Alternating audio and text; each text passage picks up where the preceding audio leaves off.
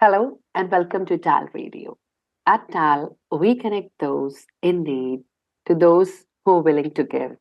And giving is not an easy task. You are listening to a series called Mindfulness. In the previous episode of Mindfulness, we spoke to Dr. Sampath about transition from corporate to social entrepreneurship. He, in fact, shared how one can achieve it easily.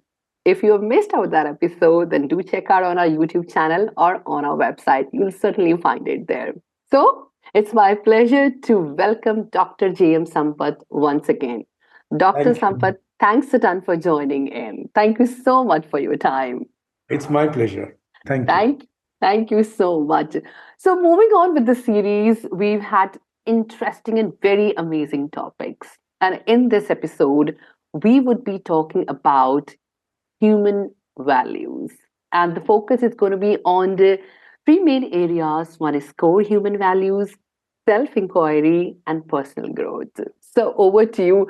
But before I say over to you, I think I would be the one who would be taking at least lead in the very first question. And something that I think everybody would love to know that, what are the fundamental human values that you as a mentor, you believe that, they shape a meaningful and ethical life of an individual? Well, I think before we answer that, we need to understand what are values. I think many of us think we understand that, but my experience says that we have not understood the meaning of the word values. So I take in my workshops a very, very elaborate way of making people realize what values are. But let me quickly try and do that in this conversation between us.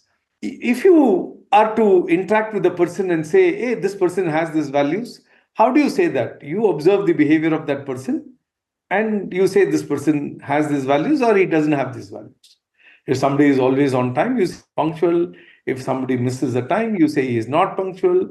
So it is from the behavior that you get to see the values of a person. On the other hand, why does a person behave the way he behaves or she behaves? There is something in them which tells them to behave the way they behave.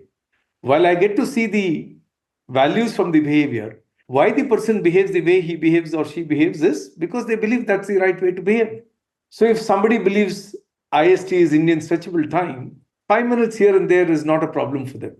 Or 10 minutes here and there is not a problem because they believe time is stretchable and they can take things for granted. So if you see from my behavior, I get to experience or people get to experience my values. My behavior is based on what I believe in. And if that is so, then what are values? Then my values are the beliefs I hold within myself, which govern behavior in any given context. Now, one thing that people don't realize, values are contextual. In the absence of context, there's no meaning for the word values. Let me give you a real life example. You're coming from the army background. So, would you ever kill a human being? Professionally, yes. Professionally. So, I may not believe in killing another human being, but if I'm put in the war zone and I'm to protect my country, I will kill my enemies. And if I did that well, I will even be rewarded with a Paramveer Chakra or whatever it is. I'll be honored by the nation. So, therefore, in the battlefield, the belief is the life of those who threaten the sovereignty of my country can be taken. So, therefore, or you may not believe in getting into a fight with anybody, but if you're in a mall and you're walking with your child and somebody tried to snap the chain from your child, you will be furious. So therefore, and people would not think what you did was inappropriate. So therefore, context becomes very critical when we are talking about a value. But many of us have left the context. I know for sure, one of my friends narrated this during our Prime Minister Indira Gandhi's assassination, where all Sikhs were being massacred. So one of the Sikhs entered the ladies' compartment and he went under the seat. And when people came to ask, is there any Sikh hiding here? My friend said no and closed the door. She felt telling a lie was okay to save a life. True. So we have to understand there's nothing called as this value or that value which is core. To me, what is most important is, am I relevant to the context? Am I doing what the context is demanding out of me? Or am I doing what I want? When I do what I want, and if it is not in line with the context, then there is a conflict. And we call that the value conflict. So people generally use values in a very loose sense. Oh, honesty is a very important value. Tell me, have you never lied in your life? Is I there think we anybody who all never do. lied in? I We mean, I all think, do at one or the other point. We all do. And we know that maybe it was a necessity. So we just try to, cover it up with the fact that it was necessary. So I did it, as you and you said. justify it by saying it's a white lie and so on, it's okay. But actually, I mean, the doctor has refused chocolates for the kid, and the chocolate is in the fridge, and the child is crying for the chocolate.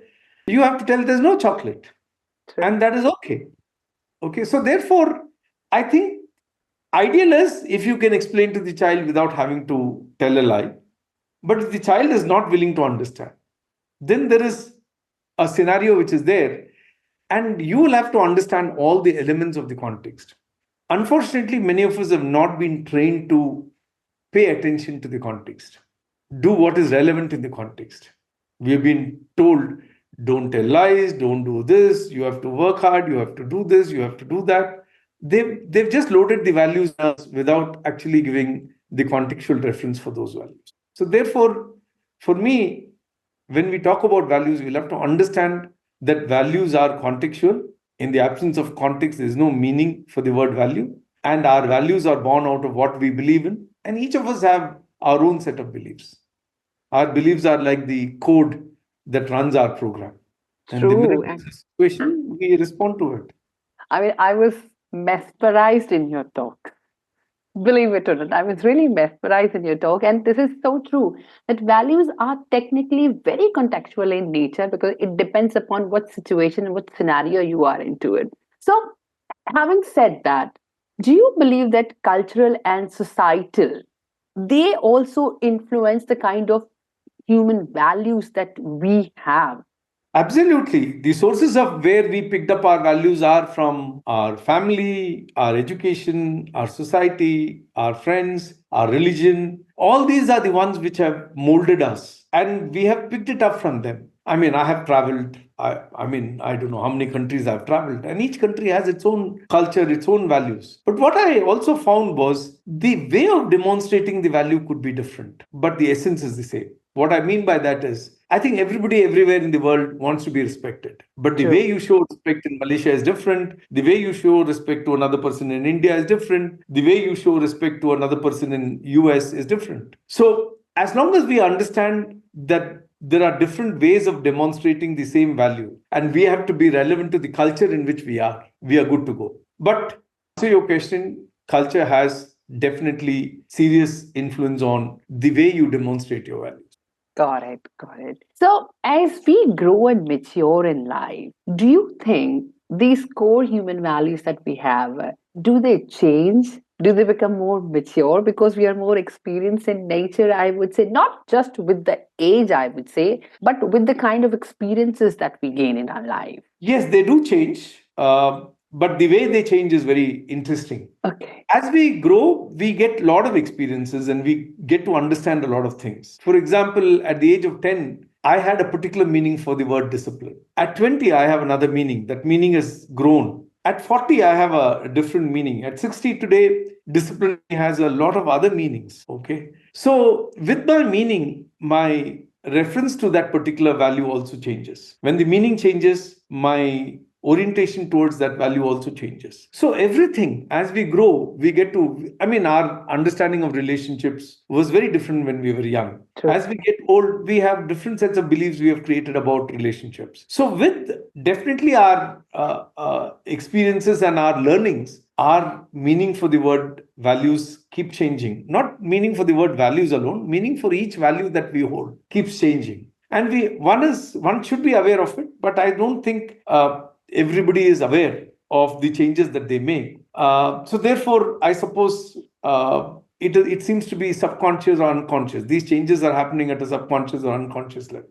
Got it. And when you talk about self awareness, the next thing that I really wanted to know is self awareness something like self inquiry? It's like I should know, I should be aware, I should have inquired about all these aspects in my life that I'm going through. And when we talk about self inquiry, what relationship does it have with our core human values? I think both self-awareness and self-inquiry has very, very important connect with just not values, with life itself. Values are a very core dimension of life, so therefore it has a very serious connection. Let me first tell to me what is self-awareness. True. I think if I don't have to take a wink of a time to tell you why I did what I did, I'm aware, which means I thought through. Even before my action, I thought through why I wanted to do a certain thing and what is the reason behind it. So, therefore, for me, if I'm aware, if I'm operating out of awareness, half my problems are solved. It doesn't mean that I will not have conflict, but I know why the conflict came up. Okay. Self inquiry is,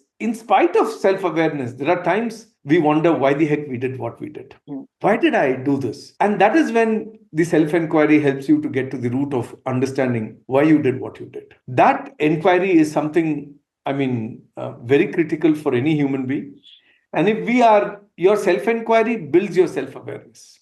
Self inquiry, it builds self awareness. Yes, only when I inquire, I will become aware. So, True. do I really inquire as to why I behave, why did this go right, why did this not go right? I think that inquiry is something which is very, very critical. Each of us need to keep doing that. Also, it need not be very situation driven inquiry. It can also be, we can inquire about life, we can inquire about relationships, we can inquire about so many things, and we can inquire about our profession. But inquiry is something which is much deeper. It's not a superficial exercise. When I inquire, I need to be honest with myself in terms of the answers I give myself, and I need to dig deeper. The beautiful example that I can give is Buddha had a 6 why way of inquiring. Okay. When I ask myself why, I get an answer. And if I ask why to that answer, I will get another answer. And if I ask a why to that answer, I will get another answer. And I would only recommend, if each of us as humans can even just answer 3 whys. Why are we doing this interview? We may get an answer. Can we ask why to that? And we will get an answer to that. And can we ask why to that? So then the clarity we will get will be of a very, very different kind. If we can answer 3 whys without having to think too much, which means this person is very clear why he or she is doing what he or she is doing, and they know how to go about it. Wow. But I believe answering those 3 whys is just like standing in front of the mirror and seeing yourself in the clearest form. Absolutely. Because like when you start answering those whys, I believe life becomes crystal clear also as such. You can take an example. Why did I get married? I may say companionship. Why companionship is important for me. I can say it gives an opportunity for me to have conversation, understand and create. Why it's important to understand, create, and have a conversation. That's a way to reflect along with somebody to understand things. One's own inquiry alone can sometimes make the inquiry very narrow, so you get another perspective. So, therefore, we don't generally ask such kinds of questions, and therefore, we are very limited in our inquiry. So that I completely agree with you, Dr. Sampath. We technically do not ask ourselves any question. We are always throwing questions on the other person. True. So, having said that, are there any certain practices or habits that one can really follow in life to be more self aware or self inquired in life? Certainly, there are many processes. I was introduced to meditation at the age of 23. I was introduced to transcendental meditation. Recently, I moved into Vipassana. I did a 10-day Vipassana and I practice every day an hour of Vipassana. So therefore, meditation is definitely one very good tool to build your inquiry process. And also it brings a lot of self-awareness. The other thing is, I think each of us should develop some passion or some activity in which we can forget ourselves. At the end of the day, what is the goal of any meditation? Can you be in that present completely? If somebody likes gardening and they do gardening and they forget everything during that process of gardening, I think that's a nice thing to do. That's another practice which will help them to get stable. And that stability will provide a lot more awareness. So any passion, somebody can be playing a flute, musicians, they will lose themselves during the process of playing that instrument. But to me, ideally, apart from all that, it is good to learn some form of meditation. Presently, particularly in today's world, where AI is going to take away most of your routine, mundane jobs, True, you true. will be asked to think, reflect continuously. And if you have to think, reflect, you'll have to build your ability to inquire and build your ability to connect dots and correlate them. So, therefore, it is very important that you pick up some form of meditation so that it centers you as a person. Absolutely. You talked about meditation and you talked about certain kind of a hobby that you would really like to do, that you just get immersed and you just forget yourself and just be in that moment. But I think what really stuck me were the three whys when you said they really make you wiser. I think so. And a kind of a reflection that you would see of yourself that is really going to transform a lot of things in you. True. Well, moving on, Dr. Sampath, I would really like to know that, we all as human beings, we have moments of stress. We have moments of conflicts. Now, when you talk about self inquiry, do you think, in your view, how does self inquiry it helps us in better decision making processes? So, I think what is very important is when you experience a conflict, and further, when you see a pattern of behavior that you seem to be caught into, it is important for you to say, hey, why this pattern? What are the beliefs which are creating this trouble for me? I had a very interesting example that I can give here. When I quit my corporate world in 88, 89, 89, I was out of my job and I was elected as a Ashoka Fellow and for the work that I was already doing in the area of values. So I used to go to meet very senior executives. Mm, And they would say, come at 10:30, Sampath, and I would be there sharp at 10:30. And they would be busy with something else. 5 minutes I true. can manage. 10 minutes I still can manage. 15 minutes I'm angry. And my anger used to show up in my meetings, and my meetings were dysfunctional. Ah, correct. And these people who were interacting with me were also, on the contrary, blaming me for being very sensitive, not understanding them and their commitments. I said, "You're the guy who asked me to come at 10:30. I didn't Correct. set the time." Now, when I saw this pattern repeating, when I didn't know much about views and other things, I said, "Nobody bothers about time. Let me also go late." Now I Indian started, stretchable times, as you mentioned. but now I had another problem which I saw. If the other person is also late, I had no issues. Ah, But if I saw somebody waiting for me, I would feel so guilty and so apologetic true. that I would say sorry, sorry, sorry, and my meeting was still dysfunctional. That is when I sat and wondered, look, neither way I seem to be happy. What's my problem? And because I was meditating and I've been well trained in human processes, my inquiry process started and I was trying to figure out what is actually creating this problem for me. I came up with three statements. My first statement was, time is precious, it can't be wasted. My second statement was, my time and your time are equally important. My third statement, waiting time is a waste of time. When I kept looking at them, now time is precious, it can't be wasted. Somebody might believe food is precious, you should not waste it. And if you see somebody wasting food, you get angry. So the emotion is triggered by what you believe in. You believe food should not be wasted. So if you see people wasting food, you go on a rampage. So therefore, in my case, time is precious, it can't be wasted. And those three statements, when I was looking at, I said, waiting time is a waste of time. I said, how do I make my waiting time useful time? Very next day, when I was waiting, I usually carry a design book in my pocket. I took the book, I started working on the design of my next workshop. I would catch up with the newspaper. And when the person calls me, I have not wasted my time. And I would walk into the meeting very comfortably. Many times I don't have the behavior of the other person in my hands. but I have my own behavior which I can modify and keep it in control. So, therefore, when I modified that waiting time need not be a waste of time. I still believe time is precious, it can't be wasted. I still believe my time and your time are equally important. There are people who believe that my time is important, your time is not important. They can make you wait for hours. True. Typically, our politicians can make you wait for hours together, and they think that, and they also maybe believe going late is how powerful you are, perhaps. So, therefore, I think for us to identify a conflict that we are experiencing or a pattern of behavior that we don't seem to want to hold on to, then we need to sit and reflect. Hey, what is that is causing this? What are some of my deeper beliefs which is actually causing this? And how do I go and modify that belief?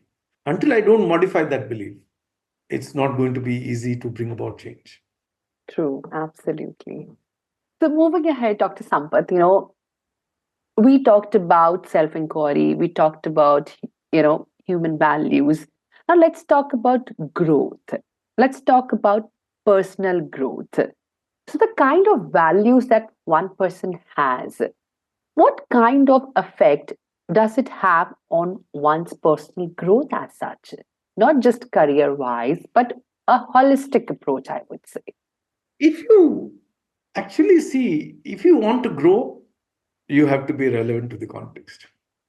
Do what the context demands rather than what you want to do. I've told this earlier also. For me, we seem to create a personality of our own and we try to preserve that. I make this statement: first half of my life, I'm busy making conclusions. The remaining half, I'm busy proving them. And every time I get an opportunity to tell somebody I told you so, I get a kick or I get a thrill, not realizing that I have become very repetitive. I am no more thinking and living. So for me, growth means what percentage of my day I was relevant to the context. What percentage of time I'm still operating from the past, learnings of mine. If I operate out of the present and become aware of the context and respond to what the context is demanding out of me, I will be continuously growing. I'll give a example. Since you are from army and I grew up in a Kendriya Vidyalaya, I heard so many stories. This was a soldier, I think, during the Chinese invasion. Those days we didn't have anti-aircraft gun, so True, many of true. them. We had Absolutely. very barely any equipments. So this guy was seeing Chinese. He was in a valley and he was seeing Chinese bombers going across. So he surveyed the context, surveyed the entire place. He walked up. There was a tree there. He positioned himself in the tree and brought down three aircraft with whatever he had in his hand. My And then the Chinese sent a reconnaissance and found that the fire was coming from the tree, and they bombed and he died. He was given a Paramveer Chakra posthumously.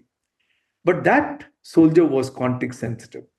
Typically, you and I would have said, "What can I do? I don't have a gun. I don't have a." true. No, We would go. even if somebody has the equipment, I think it is all about finding an excuse and a reason to probably save yourself first. So, exactly. And here is a man who was so relevant and did what was appropriate to save the country. And he was rightfully honored. So, therefore, I think for me, growth means, can I increase the number of times I can be relevant to a given situation rather than impose what I believe is right or what I believe should be done? Can I be open? To be able to do that, I need to be listening to people. I need to be listening to various agendas that are existing there. I need to understand what is the purpose of that event. I need to spend time necessarily understanding several dimensions of the context for me to be relevant to the context. Got And it. for me, that is growth. So beautiful. And believe me, whatever you said about the war scenario, I mean, that was very chilling. Literally, it was. And I'm sure anybody who's listening to us right now must be really wondering. People like him existed in our country once upon a time, and they Oh, still yeah. do. Actually, they still do. Still do. And Well, just that we are not sensitive to the context. Yes, absolutely, absolutely. Dr. Sampath, we all of human beings, we always have one personal side of ours, and then we have external achievements. Now, when we talk about growth, what is that something that we need to focus upon more? Our personal validations, that whatever I did, irrespective whether people find it correct or not, but I think it was the context that suited my decision, so I did it. Or was it the external achievement that could have been if I had not done or taken a decision that was more personal to me in nature? What is this external achievement that you're referring to? External achievement, when I talk about, it's all about the societal norms that you achieve this thing, you achieve the materialistic, you would say, in nature, because our personal self is completely different from the materialistic world. I think it is important to, I use this term very strongly. Are you living out of comparison or are you living out of conviction? If you are a values driven person, you live out of conviction. It doesn't matter what the world is going to say. And if you're a person living out of comparison, then, oh, that guy has a car, I should have a bigger car than him. That guy has a house, I should have a bigger house than him. Half your time, half your life goes into only meeting those needs rather than actually understanding yourself and doing what you need to be doing. So for me, societal norms, everything is important. I'm not saying be careless about it, but I think what is more important is, are you happy within yourself doing what you're doing? Is your conscious certifying your actions? I'm not even judging whether that action is right, wrong. I'm not going in. There's nothing called as right or wrong. Was it relevant? Was it not relevant? Was it appropriate? Was it not appropriate? So I think somewhere uh, we get caught or dragged into the society's expectation of us. So when I quit my job, people said, imagine in late 80s, early 90s, True. getting a job was not easy and I was doing very well, extremely well. And when I quit, people said, you're being stupid. You don't understand the seriousness of getting a job or difficulty in getting a job. I heard them, but I still did what I did because my conviction about what I was wanting to do was very strong. And I did yield to the pressures that came from everywhere. And I think in retrospect, that was the best thing that happened. But many of us do yield to the pressures. True. I actually believe that a person who doesn't believe in himself starts yielding to pressures. Absolutely. I think the biggest takeaway from this whole episode, I would say, for not just for me, but for anybody who's listening to or watching to us right now, is, are you living out of comparison or are you living out of conviction? Because, having, once you've said these two things, or probably once you've analyzed these two things, that is where the personal growth, the values, everything just falls into place. Yeah. What you Absolutely. stand for, right? At the end. True.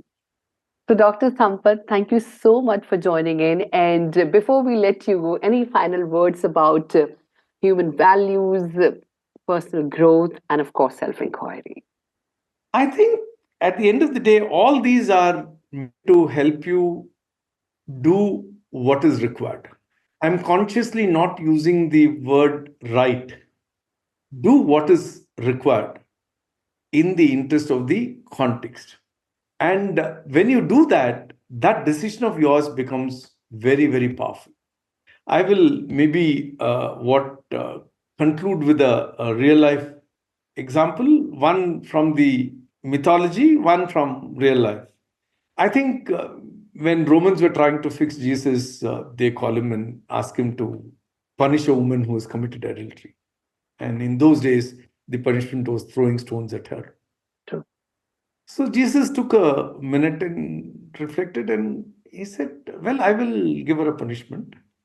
And the decision he took was, or the decision he told was, a person who has never committed a sin will be the first to throw stone at her. Oh, And everybody reflected and nobody threw a stone at her. yes. Imagine how powerfully he used the context. when somebody was trying to fix him, he actually made them realize that something That's about them. true. And Uh, having never even asked them, but he made them realize.